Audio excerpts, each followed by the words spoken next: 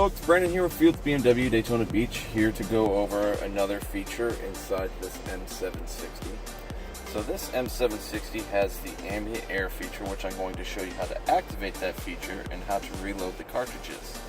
So to activate the feature, if you go to your AC settings right here, this little spray cologne bottle in the middle, you press that, and that's going to activate your Ambient Air, which is going to put a scent, whichever scent you load in the cartridge, throughout the car through the AC system. Now say that cartridge runs low, you're going to open up your glove box right here, and you see the silver piece right here that has a button right underneath it. You're going to press it in. That's going to lower it, allowing you to add your new cartridge in. And then we have various scents that are available in our parts department. And then just push it up to close it. So why don't you come on down and check out this feature for yourself. Come see me, Brandon, at BMW Daytona Beach. Have a good day.